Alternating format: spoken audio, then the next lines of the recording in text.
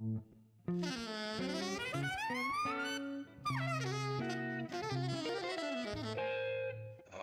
Jazz.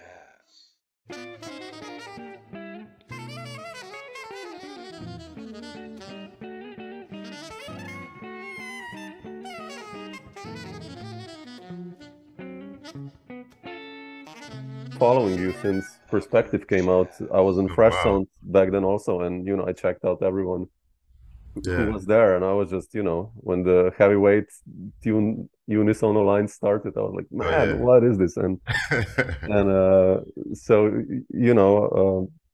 I just wanted to ask you first to start with, like, I saw you were playing in September with Nate Smith a lot, and when does your story with him begin, actually?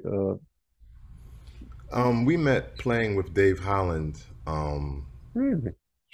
2004. I was doing some gigs with Dave Holland, and we played in, I think we played in Brazil, but we just connected right away. With the quintet, or? No, we did the Brazil was with the big band, Oh, okay, cool. and then we did some stuff in Chicago, and I think I did like a octet gig, Oh, yeah. and we just connected immediately, on those gigs, and hung out, and the rest is history. Yeah. No, it's so beautiful to see. I checked on YouTube. There's so much YouTube footage of you, like just solos of you or stuff like that, burning with Yeah, that band. It's just like, whew. thank you. It's not nice to listen to the record to Kinfolk, but like when you hear this live, it's really like Right. the entire band pushes it up there. So it's like incredible. Yeah, it's really a fun band to play with. Are you guys planning to come to Europe also soon, or? We were in Europe all summer. Really? Oh shit, then Yeah, I didn't see any close yeah. dates yet to me. Okay. Where are you? I'm in Slovenia. We're in Slovenia. We Yeah. went to Slovenia. No. No, no, no. We went to No. Slovakia. We went to Slovakia. Slovakia. Yeah, okay. Yeah, I would have been there. yeah, Like, yeah. no, but otherwise, I also saw like this year you played with Christian McBride, Inside Straight. Yes, Were you subbing for Steve, or how did you yes, get involved in that band? Like, yeah. I mean, I've been subbing in that band for almost 10 years now. I want to say. really? Okay. Yeah, I didn't know and that. Steve's like, he's been a mentor, a good friend, and I know Christians from Philly. Well, actually not from. Well, actually, yeah, I met him when I was a kid in Philly. So there's a lot of history there, and Yeah, Warren Wolf I went to Berkeley with. So I've just very. known those guys for a long time. Yeah, it's interesting. I checked like from Brno, you guys played. It's funny how like just one player changes the vibe of Oh some yeah, some tunes, like. did you go to Brno? No, it's on Oh, YouTube oh, again, okay. luckily or not, I guess. But Is that performance on yeah, YouTube? you have to check it out. It's I need killing. no, I need to see it. Yeah, Yeah, it's yeah, really good. It's like the entire band, Carl and Peter and all you guys are just like, yeah. man, And I love it. Brad comes and sits in there, I think, Yeah, right? yeah, Yeah, yeah. That's amazing. I mean, but yeah, I didn't know that. Yeah, but yeah. I wanted to ask you also to start with, like, which you're playing. You did last year this Echoes album, which was kind of, many of us did, like somehow try to find our ways during COVID what to do. But like, what's the story behind that one? I mean, also already playing solo saxophone, that must be really tough. You don't have the harmonic. But like, how did you come up with that one? Well, a couple things. I play in this band called Transcendence with a drummer named Jamel Yeah, Brown yeah, and Sholar, and um, they every once in a while. Well, I shouldn't say every once in a while. During the show, there's like a solo segment where I'm playing solo with Oh, my okay. pedals, and I've always enjoyed doing that, just experimenting with pedals, and I haven't really used pedals much on my recordings, which I'm kind of slowly starting to do. Yeah. But I've used pedals a lot with Transcendence. I used them a little bit with Nate stuff during the recordings. I'm not sure. I don't think he's used some of it. But but in other recordings I have used pedals, so I kind of wanted to explore that. But also just being home. Well, before the pandemic, I've really been into a lot of solo saxophone. Hmm. Like I really like Sam Newsom. Like Sam Oh Newsom is a man. hero of mine. I love his recordings. I love Evan Parker. So I've just been checking out, solo saxophone, and I don't know. I was home during the pandemic, and I found myself recording a lot of if I was practicing, I would just put the Hmm. either the voice memo on, or I would put on my camera and just record myself playing things. And eventually, I started getting asked to do live streaming solo performances. I did one for Blue Note, the club, and I think I did two. I can't think of the other one Oh, where the other one was. But I did one for the Jazz Gallery. Like that was I had to prepare that with like I did that with like um, different video excerpts from things that kind of influenced me. But just from practicing at home and recording myself, I started hearing things, and I was like, like yeah. maybe I can do this. Maybe I can do this, and I just started recording myself. I opened Logic, and I have a very cheap mic here, and I just started recording myself, and eventually I thought, why not put this out? Yeah. I felt, a lot of it is improvised with some ideas here and there, but I just felt like, it's something that I should just release, and I did. Yeah. Yeah. Yeah, it's beautiful. Did you ever play gigs like in front of an audience, like a solo saxophone gig, or are you considering this actually? Or I'm going to actually next month. I'm doing Ooh. my first solo gigs Oh shit. Okay. in Washington State, Spokane, Washington. So that's exciting. I got to start preparing for that because I've never done a solo gig, live solo gig. Oh And man. the one thing I remember from doing the Blue Note performance was my chops after playing a little while, because when you're playing with a band, you're not playing the whole time, but when you're playing solo, you're playing the whole time. So it's something that I know I have to prepare for.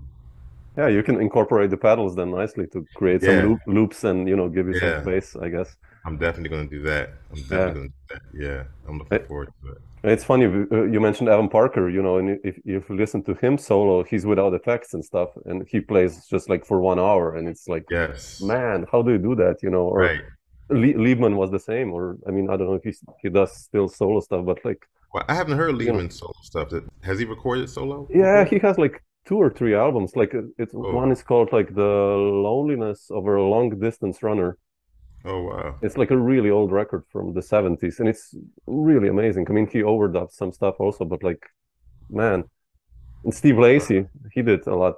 Right. I'm trying. I have one solo record that I found actually this summer that I need to explore it a little bit more. I need to listen to it, but I need to check out more Steve Lacy solo.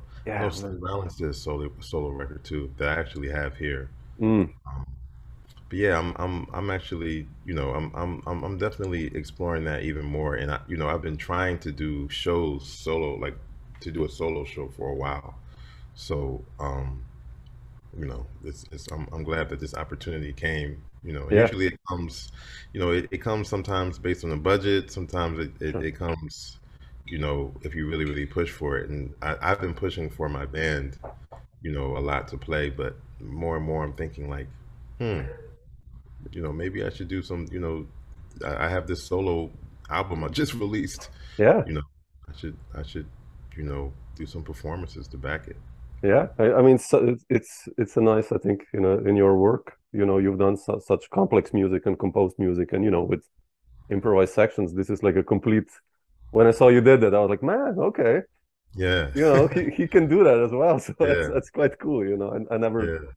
never would have thought like kind of seeing you in that light, solo saxophone. I don't know why, but Yeah. it's Yeah. nice to see that. But I you think that's mentioned the you. other thing is just trying to just make sure I'm really, I have so many Oh ideas man. and different things I want to do. So it's like, you guys sometimes there's a little bit of hesitancy in doing it, especially if it's something that you haven't done before or something that you're not sure how it's going to be received or if you're going to be able to, you know, um, I guess perform the work, and something like a solo album, like you don't know if if anyone's ever going to hire you to Yeah. to do. But I'm seeing a lot more and more people do solo performances lately, so you Yeah. know I'm glad I put it out. Yeah. I mean, it's nice also, budget wise, like you said, sometimes if there's no possibility for a band, you go solo, or I think Hmm. it's a nice one. So, it's, Yeah, absolutely. yeah. But you mentioned the band. Are you still thinking about doing something new with the band? With the quartet, with Lage or Justin or Rashawn or? Well, I actually just did I just recorded a couple weeks ago. Oh, I just really? recorded, yeah, Like a quartet or? of course. Well, it's actually. Did you hear the group with Justin and Rashawn? How do you know And with about that Lage, group? yeah, sure. Did you go to the show or you saw it online or I saw something? it online again. So yeah, Oh wow. yeah. It's That's killing, man. It's amazing. like Yeah, that was a from fun gig. from Jazz Gallery, and it's just like, Yeah, yeah. Um, but this is a quartet. Was quartet with I guess a couple special guests. One is Lage Lund, and other one is Sasha Berliner, wow, super. and the core band is Lawrence Fields on piano, uh, Ben Street on bass, and Mhm. Joe Dyson on drums. Oh wow, man. Okay, okay. That's a Yeah. hard band to book a tour for. Well, I probably won't be able to book everyone. If I'm Yeah. gonna have to keep it quartet or something. I know Lage is very busy, and Yeah. but hopefully we'll be able to work some things out where he can Oh, come out with fantastic. us. Yeah. Where are you gonna release it, on your own label again, or? I'm not 100% sure yet. I mean, for now, it's going to be on my own label. I mean, I've done it so many Yeah, times. I shouldn't say so many times. I've done it 3 times already, and it's been cool. So yeah, maybe I'll stick with that format. yeah. With How it. did you decide to do that? I mean, so many musicians have been doing it, like, since for the last 20 years, or even going back. Like, but what was your choice Well, based on? I mean, I feel like I was in that kind of circle of musicians that were starting to do that. mm, I did my first record on Fresh Sound, and mm, there were just a lot of things that I wanted to happen with that record that didn't happen. And I kind of felt like if I had a little bit more control over things, they could have happened. yeah, So but I still waited, and eventually I started seeing my friends, my peer release albums. Mike Marino was one oh of the yeah, first that we were talking. And he was like, I'm just doing it on my own, and he was encouraging me to do it. He was like, man, just put it out, just put it out. And other musicians, Marcus Strickland and EJ yeah, Strickland, they were putting their stuff out. And I come from Philly, so I saw Orrin Evans do it, and I saw Myron Walden do it, oh and yeah, they're all my friends, and I started to think, well, why not give it a try? So I, I went into the studio and I recorded my second album, Optimism, optimism. and I, I even recorded that thinking that maybe I'll shop that to a label. But as things like as I recorded the record and as time went on, I just kind of felt like, you know what, I did, I think I can do this, and I released it, and it was pretty, I was pretty satisfied with the outcome, Oh with man, yeah. everything. I had to get a publicist and everything, but Sure. I, I think for me, I was kind of proud of myself with, you know, um, how things turned out for that one. If you compare now, like, to back, there, you find it easier now, like, than compared to, I don't know, 16 years ago? Well, I don't. That's the funny thing is with this new record I'm about to release is that I don't really know because Sure. although I just released a solo album, that solo album I did at home, and the costs were very low. Yeah. You know, I didn't have to really pay for anything. I did the artwork myself. I did like everything is on me. So the return on that, came pretty fast. Yeah, sure. I know what you mean. You Yeah. know, I didn't have to worry about, really losing money on that one. Now,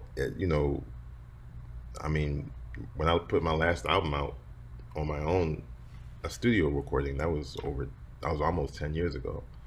So now that things are streaming, and, it's not like everyone's just going to go and buy your CD.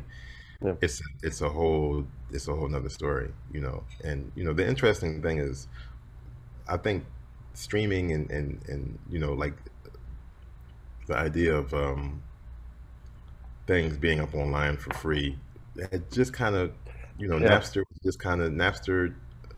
had just kind of died away, and I was buying music on iTunes regularly at that time. But when I first released, like right maybe a week or two before my first, or maybe my third album came out, I happened to Google my name and that album title just to see if there were any reviews. And the first thing that came up was a free download of my album, Oh you know, man. Oh from one of shit. those hack sites. Yeah, like So Russian or whatever. Yeah. yeah, so Yeah. that's when I was really upset and really disappointed, because I wondered how much money did I lose, you know. So I mean, I think things are, now that everything's streaming. I don't know if people are still putting those albums up, but again, I don't know how things are going to be with, Yeah. Yeah. with these streaming sites, how my sales are going to be or anything like that. But it's something that it's my art, and it's something that I got to keep releasing and putting out. Definitely.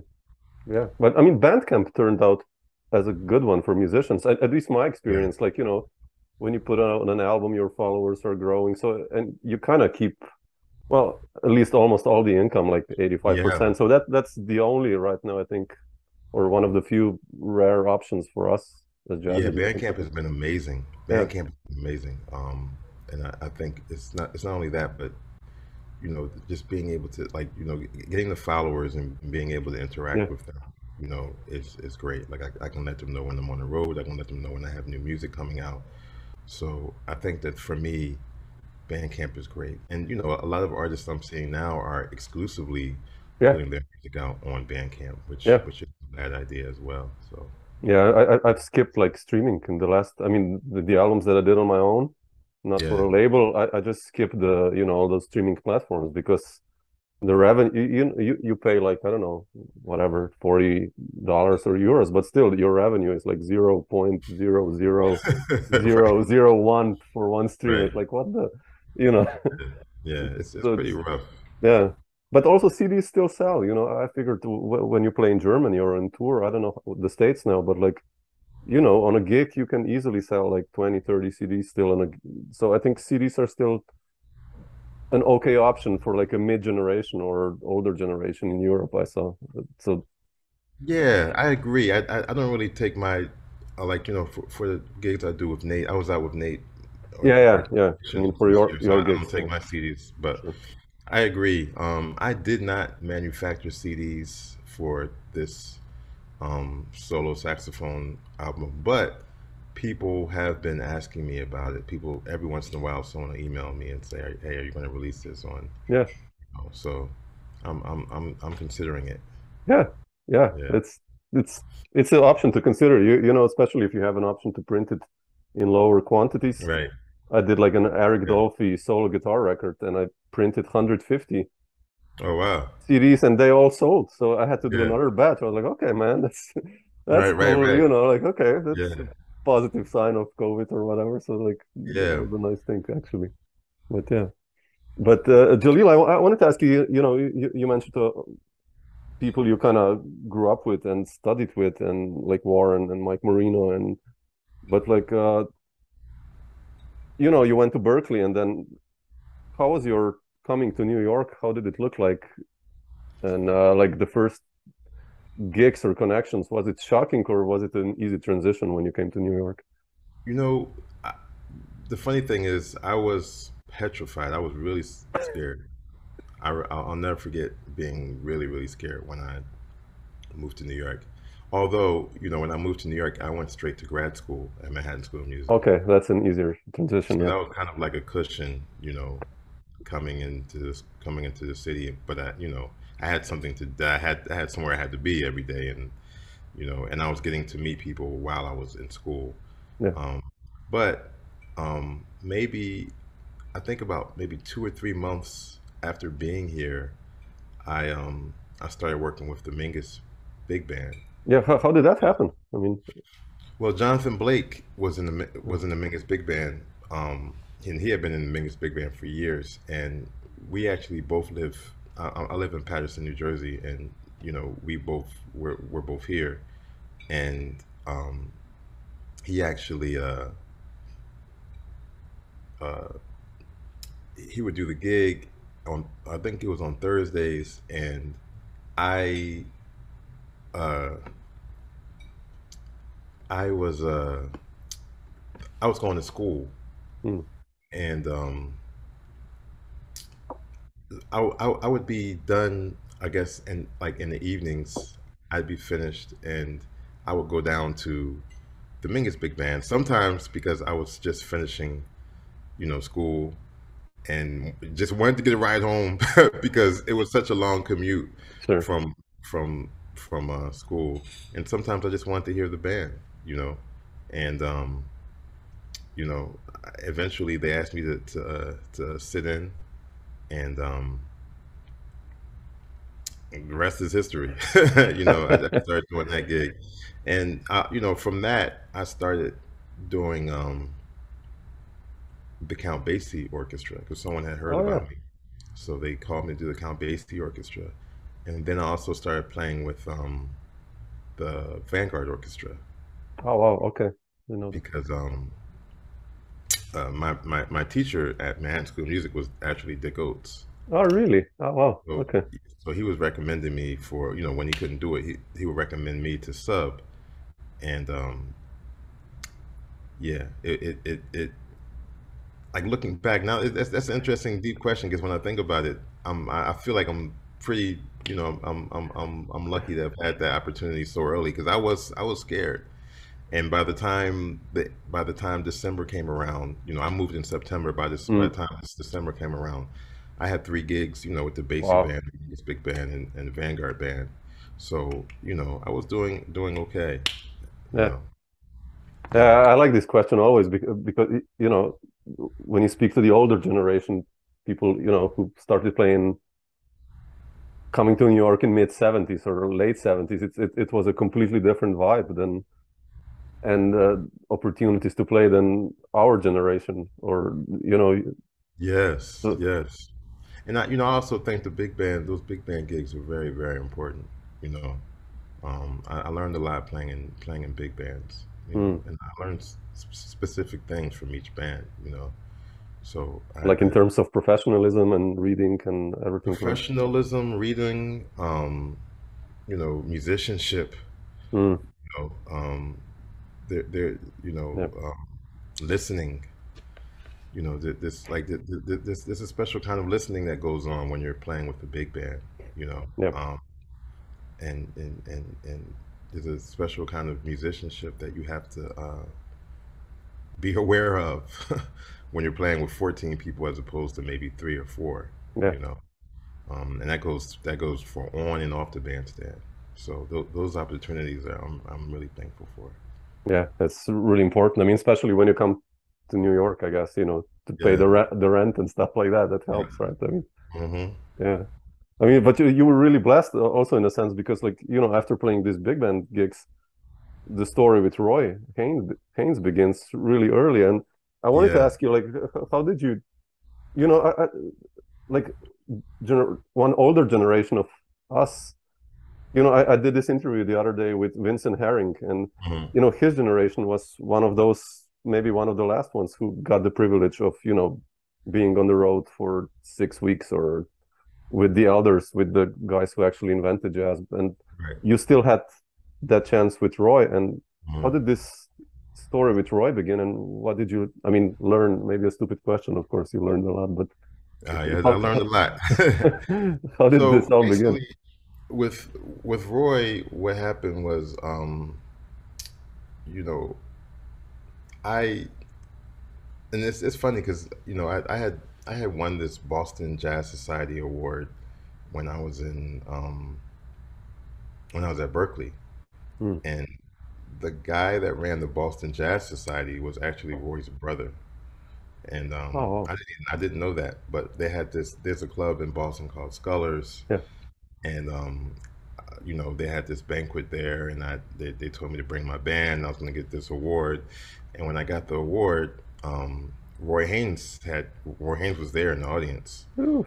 and I invited him up to play, and he played a song with us. Oh, wow. And that was around, I think that was around 1999, maybe. Oh, wow. And so Roy, I got to talk to Roy a little bit, and of course, I'm just like, man, I'm a huge fan. I hope to play with you someday. And so, fast forward to like I think it was 2005, 5 years later, Walter Smith, who was doing some gigs with the band at the time, he called me and he said, "Man, would you be interested in playing with Roy? Mm. There are some gigs coming up that I won't be able to do, and just wanted to see if you'll be able to make them." He said, and I think that, I think Roy might be looking for a saxophonist too. He said, "I'm not sure, but I think he might be." And I said, "Well, I'm free to do the gigs." So his booking agent called me, and they gave me all the tour information. I mean, it was like it was a significant amount of gigs between like September and December. Like It was, Europe also, or? yeah, Oh, we wow. went, Okay. we did some gigs here on the East Coast. I think we played in Vermont. We played a week at a club in New York, Mm. and then we did like a European tour. Ooh, okay. So I said sure, but and I mean I didn't question it, but as far as I knew, Walter recommended me, and all the all the members of the band did too because they all knew me. So, but Roy hadn't heard me since, and Yeah. I didn't even know if Roy remembered me, you know. So, so they gave me all the gigs, and I'm like, fine. And I'm like, this is beautiful. They send me the music. They send me like a bunch of CDs. So I learned all the music off of the CDs. And then I'm finally like maybe 2 weeks before the gig, or maybe 3 weeks before the gig, the booking agent calls me and said, "No, what, Roy actually wants to hear you." And that's when so I got a little nervous because I felt like, okay, what if I go do this, go and do this session with Roy, and Roy decides he doesn't want to play with me Yeah. anymore. So I actually went to Roy's house, and we played, we played for about maybe an hour or two, Like a duo. this duo. Oh, Yeah, man. yeah. Ooh. And I played for about an hour or two, and then we just sat and talked, and Oh. I remember he the first thing he said to me, he said, um, he said, when I was around your age, I got a call to play with Duke Ellington. Yeah. And he said this is when Duke Ellington's, his band, they were at the height of their popularity, and um, he said I really had to think about it because um, I thought about all those great musicians in the band, and I thought about what I was doing and what Duke Ellington's band was doing, and he said I didn't want to disrespect anyone. Mm. He said I decided not to take the gig. Wow. And Wow. he said not too long after that, here comes Charlie Parker. And I never really totally understood what the message was. Yeah, it's quite a dubious one. Yeah, but it was it was an amazing story, and it always that always stuck with me. Like he got really serious, and he told me that. But playing with Roy has just been really, really amazing, and I think for me, just over the past. I mean, I've played with Roy for the past maybe 15 years. Oh yeah, amazing. And you know, like I've just in that time span, I've gone back to so many of the recordings that he's been on, and listened to, how he interacted with, Yeah. Charlie Parker, to Lester Young, to John Coltrane, to Joe Henderson, to, Eric Dolphy, Andrew Hill, Chick Corea, musicians that are alive today, Kenny Garrett and Yeah. Christian McBride and Roy. Roy's not with us anymore, but Roy Hargrove. And Yeah. for me, this, like, I've learned so much just from being on the bandstand with him, and then going back and listening to, how did Bird interact with Roy? How did Yeah, how did Train interact with Roy?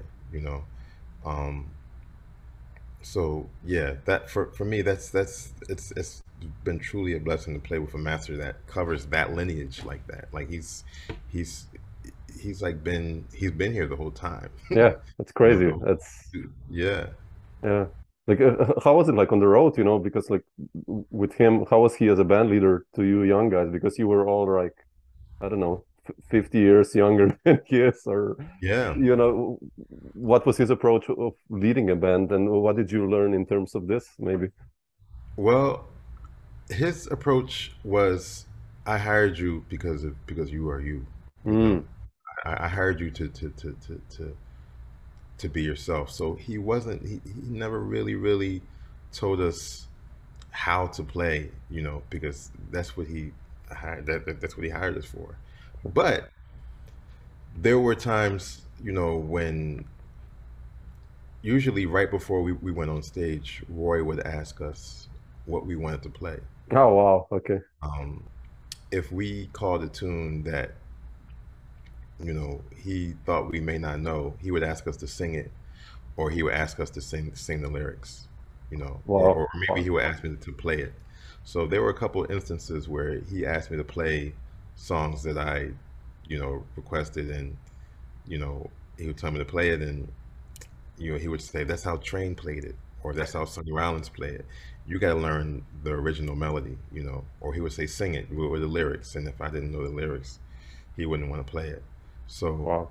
for me, that was a great lesson, just to really understand the importance of melody, and the importance of like interpretation. Like, are you interpreting this the way Train did it, or are you interpreting this the way, Sonny Rollins did it?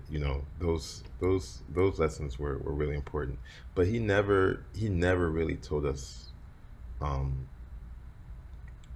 what to do. And I think the one thing Roy used to always say, every moment is precious. He said that every gig, and I think that that's the way he played. There was one moment during one of the first gigs I did when, he was clearly upset when we got up to stage, and he said, "What's wrong? What's wrong with you?" And I said, I'm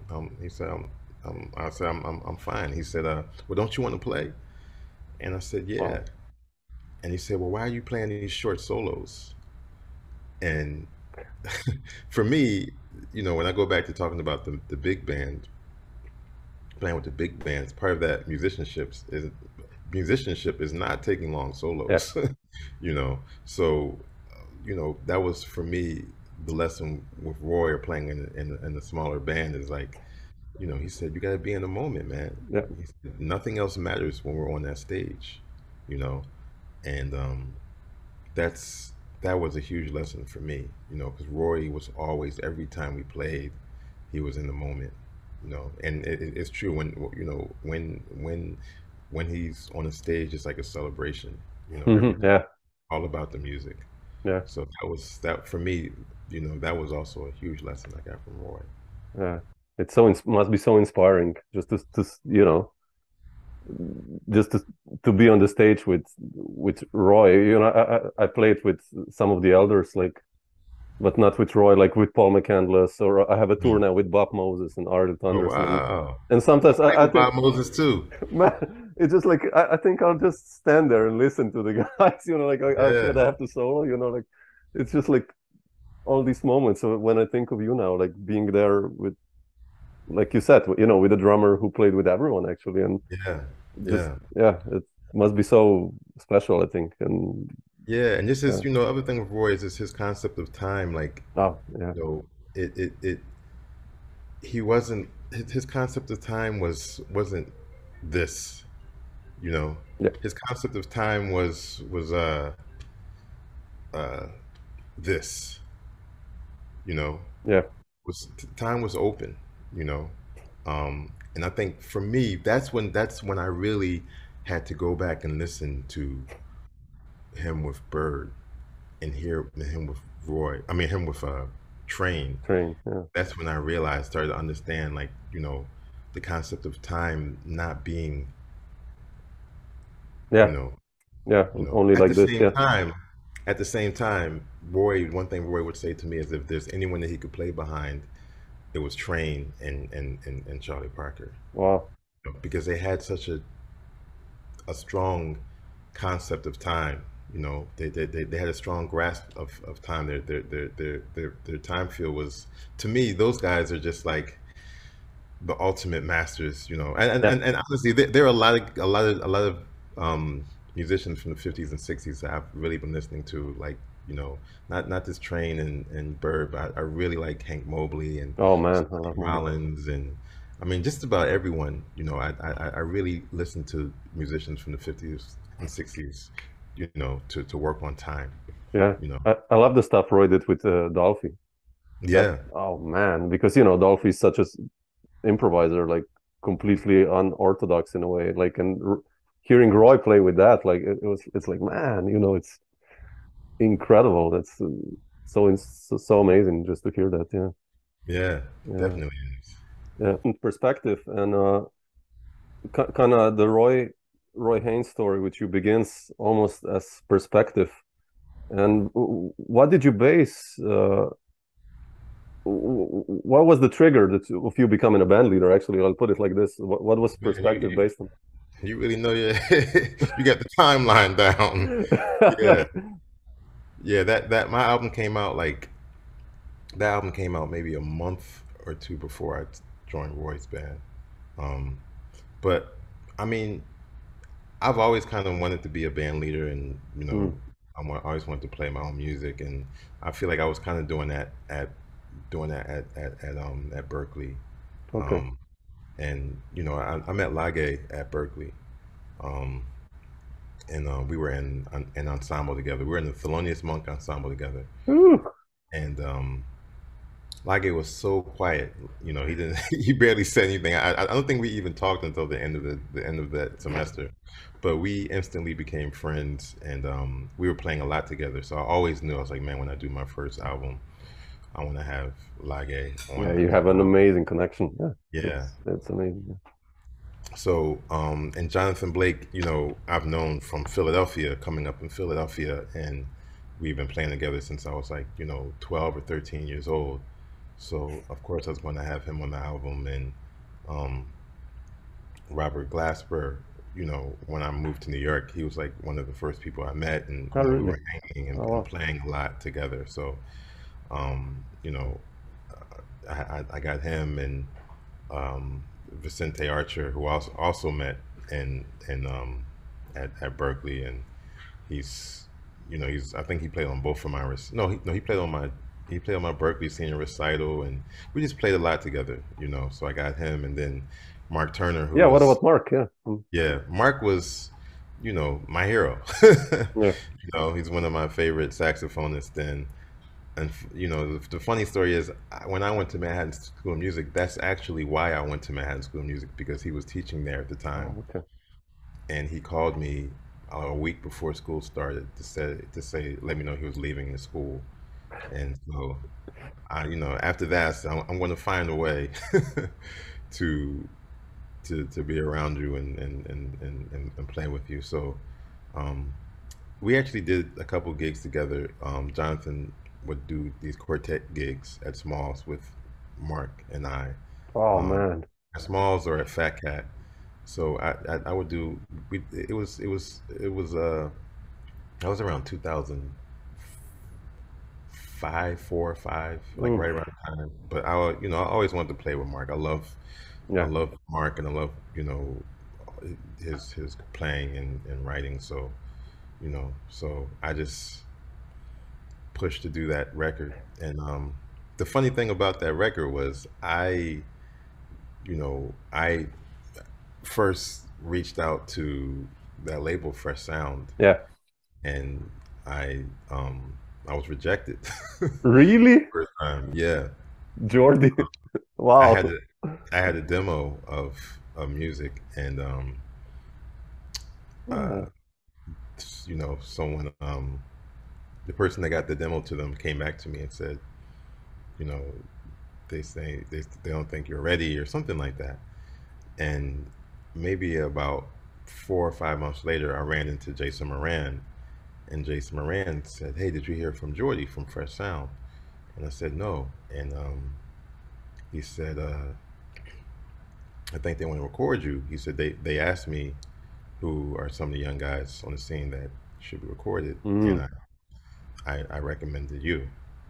And just like that, things wow. turned around, and that's how all of that happened. And I ended up, kind of self-producing that record. Yeah. And then that was the beginning of me, figuring out, learning that side, that aspect of it too. Producing a record is not easy. Yeah. Yeah. Yeah.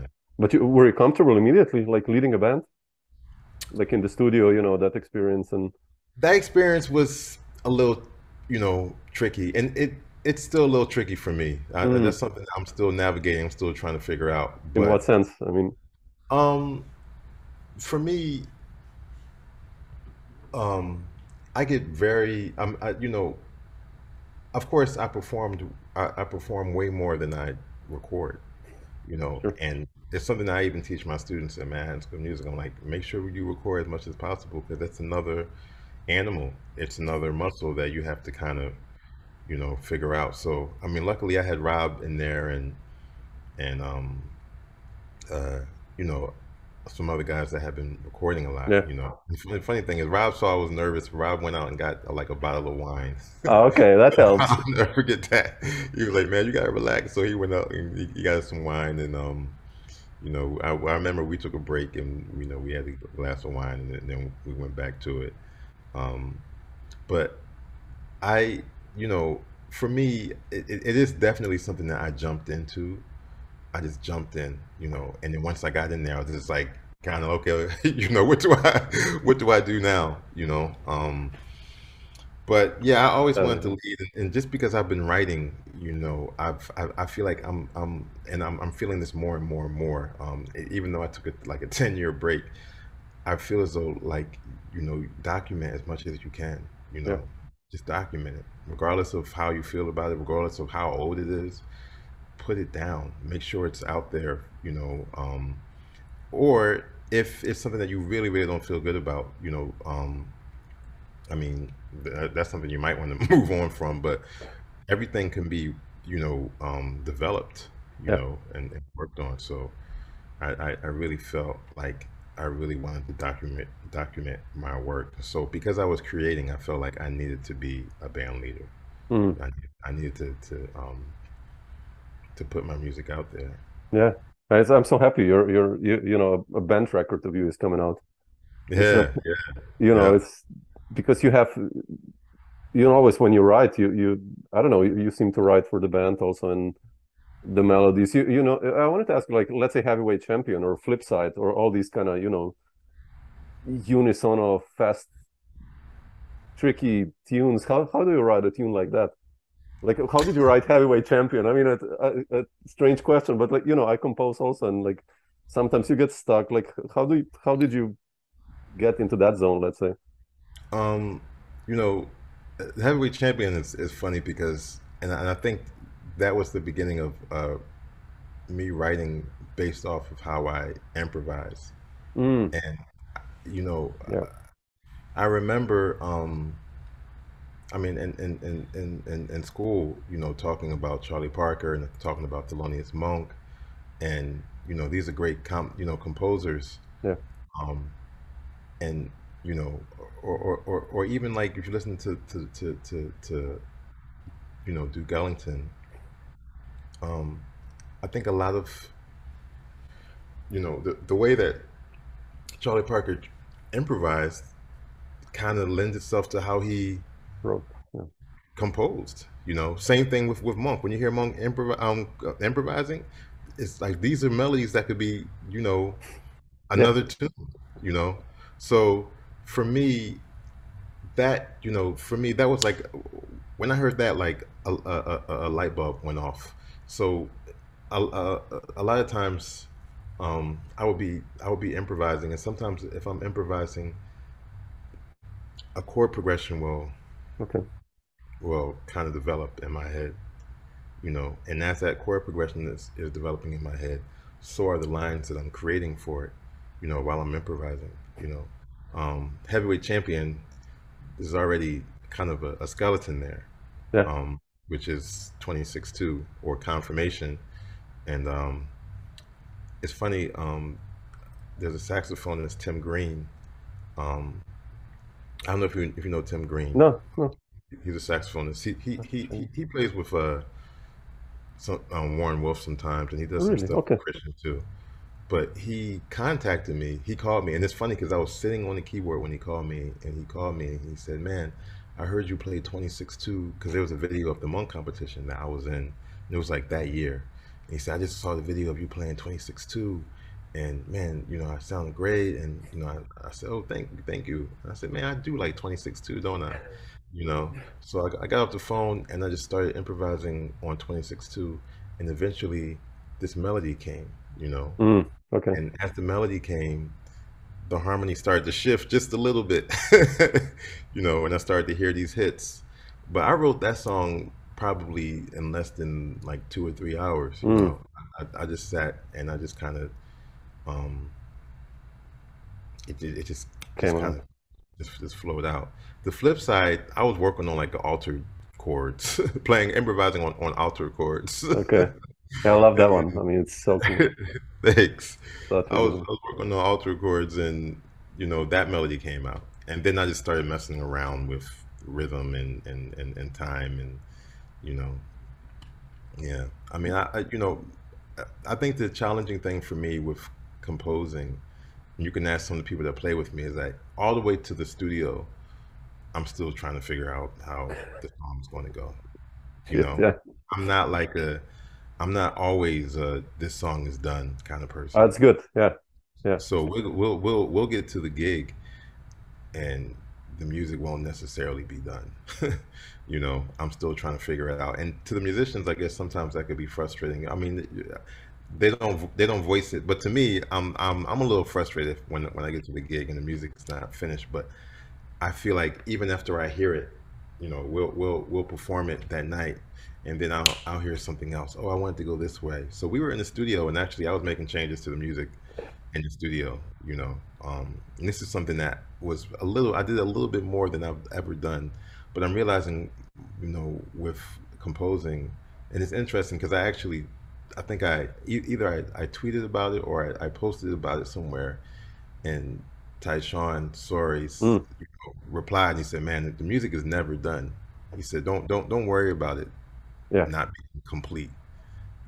It's never done." He said, "You just play it, and then you change it if it needs to be changed, or don't change it. But don't feel like it's a failure, or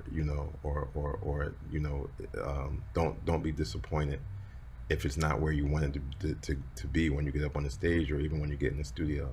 Yeah. It was for me, and I hear Wayne Shorter. Um, I've gone to hear Wayne live, and Wayne's played tunes from the '60s, Yeah. with his quartet, but it's like it goes It's somewhere else. crazy. It's crazy. Yeah. It's You hear like a little fragment of the melody, and then it'll go somewhere else. So for me now, that's kind of along the lines where I'm going, where I'm thinking with my music. It's just kind of just keeping it open, and always trying to develop it. New tunes, old tunes, just expanding on what I'm doing, yeah. what I'm. Yeah. Do you still compose like on a daily basis, or like do you compose only when you have a project, or like do you write down snippets or ideas, or?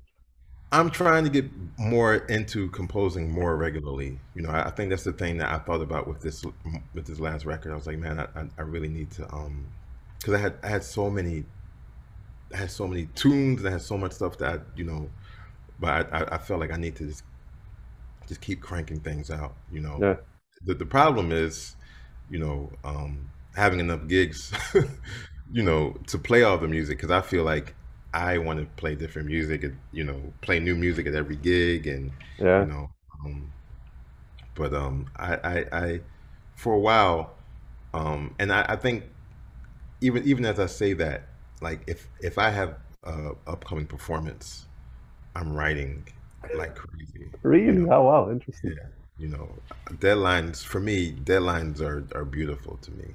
You give me a deadline, and I'm working towards, you It's know, funny, right? Yeah.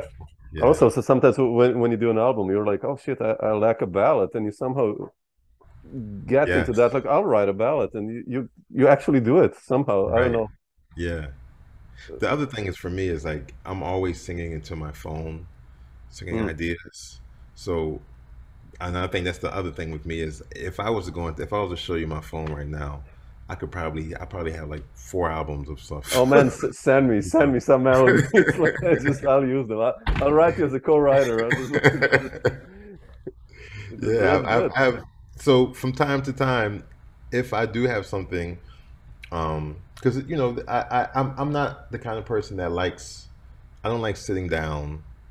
I'm looking at my keyboard now. I have a Rhodes. I don't like sitting down and saying, you know, okay, I'm going to write something right Yeah, now. yeah. I feel like it doesn't usually come to me that way. It comes to me when I'm walking down the street, or if I'm taking a shower, or if I'm eating something, or if I'm in a museum or something, That's bizarre. something will come, you know. But if I say, okay, I'm going to write something, uh, you know, that's when it gets a little tricky. Yeah, it's bizarre. Like I sometimes, where you cannot reach your phone, you're driving or something, and then like, and then you're like, for 1 hour, I'm like repeating this just that it doesn't, Hmm. I'm like, okay, get out of that's it, man. Right, Like, right. because it's like something. It's bizarre how we work the mind. Yeah, really like, speaking about compositions because you mentioned Wayne and people like that, and just I would love to hear Wayne talk about this just like for 2 hours. How does he, how does his mind or Herbie's or whoever like, Yeah. you I know, think I read somewhere that Wayne actually does wake up early in the morning. I think he wrote it in his book that he was waking up early in the morning, and the first thing he would do yeah, would be to write, just write an idea, you know, and he would try to get as much out of that as idea as he as far could. as possible. But Yeah. he says something about the mornings being very important to him. I'm pretty sure that was Wayne that says that, and I realized that for me, mornings are, um, you know, when I find the most inspiration, or I hear things, and I mean, I used to wake up and just like practice first thing, just grab my Yeah, horn. yeah, I know what I you mean. don't do Yeah. it. Yeah, I'm not doing it lately, but I feel as though that's when things happen. 'Cause I feel like later in the day, well, you know what? Actually, late at night sometimes things Yeah, can come really. to me, Oh, you okay. know. But the morning, earlier in the day, is like when things are fresh. Yeah, That's what's gonna happen. Yeah. yeah. It's we have to work on that. Yeah, yeah, But me yeah, too. yeah, I definitely have definitely. to work on it. I love this part. But Jaleel, I just wanted to ask you one last thing that I don't take too much of your time. Like speaking of great composers, you played with Tom Harrell also, and you know, uh, how was that experience like for you? He's one of my favorite composers, and how did the playing with him begin? I guess through Johnathan or not, or I might be wrong. Or That happened through Jonathan too. Jonathan Jonathan had this gig in, I think it was Central Park, and he he called me to do it. It was me, Ben Street, and Tom Harrell, mm, and you know, we did that one gig, and then Tom called me to I think Tom called me to do either a quintet gig first, and then after that he called me to do the Colors of a Dream dream. band. Yeah. And that, I mean, playing with Tom has been an amazing experience. Uh, on the road, where he was writing Oh 24 man, shit. That's on the road. We would get into it.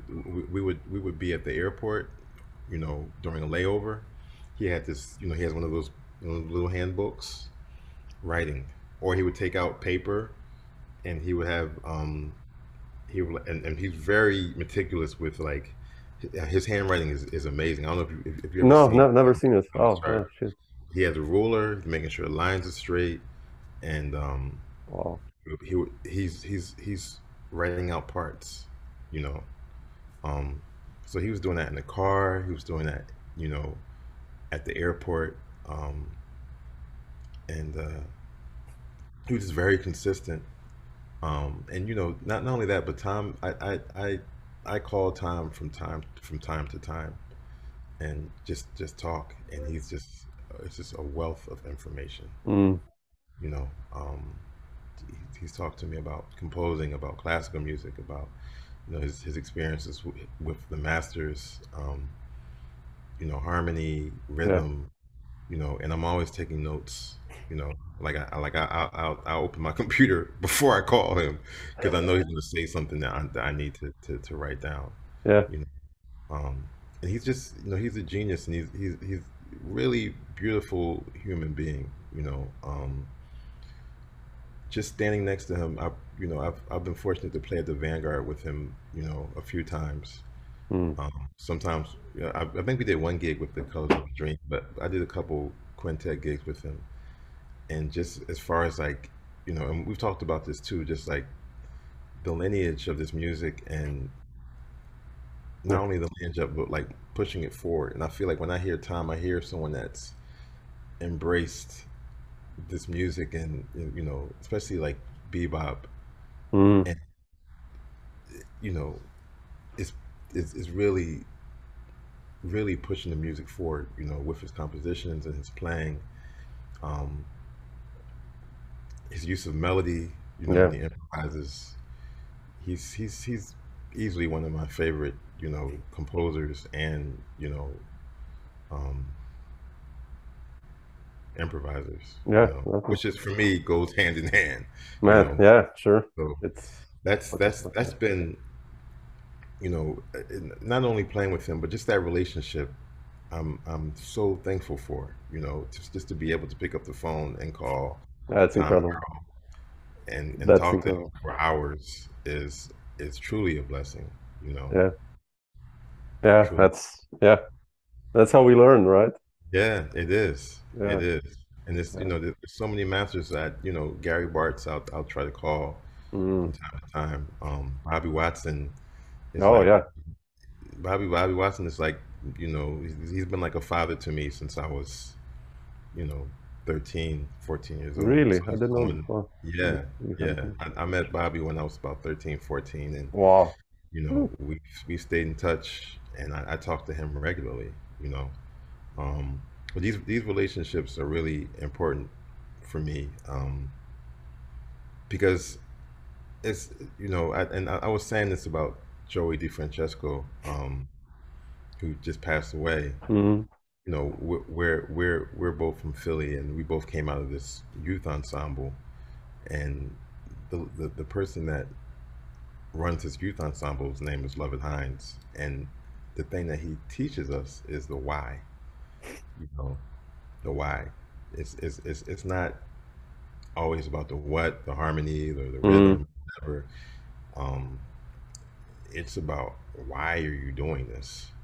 You know, and I think for me, having that connection with someone like teacher like Lovett Hines that taught me that, but then going and hear see the masters and understanding like from someone like Tom Harrell or Yeah. Bobby Watson or Roy Haynes is that they do this for like the spirituality and the love that they're able to spread when they're performing, you know. So and I feel like that's something that with every master you're always going to get. Yeah. There hasn't been one guy that I've met, you know, um, on that level, a Roy Haynes or Bobby Watson or Tom Harrell, that I don't feel that energy. I don't feel that love, you know. So I feel as though that's for me why connecting with those guys is so important, you know. Yeah, that's so beautiful. Yeah, what you said. I mean, I completely agree because to do that, you know, to go on the road and travel for many hours and practice the instruments, you really have to love this actually, you know, You do. the music and yeah. And it's You a do. privilege. It's really a privilege. That's the way It is. I see it. It is. Blessing. You know, being out with Nate this summer, you know, we were out. We were really out. And it wasn't until I got home and was like, you know, that it hit me. That was like, I'm tired. You know? And we were really out there because while I'm out there, it's just I'm just love. You know, I'm enjoying myself. Sure. I'm enjoying the opportunity to play. I'm enjoying the opportunity to play. Like for me, that you know, and you know, going out there on the road, you know, you lose stuff. Our bags got lost. You know, you don't get to eat. All you know when you want. You know, sometimes when you do get to eat, the food isn't that good. You know, you don't get to sleep that much. But the big picture Yeah. is you're getting to play music every day for an audience that that appreciates you and needs that. Yeah. You so, but when I get home, I am like, I need to take a week off. You Yeah. know, I'm I know tired, what but you mean. yeah, in the moment, it's beautiful. Yeah. Yeah. Yeah. Nicely put. Yeah, Cool.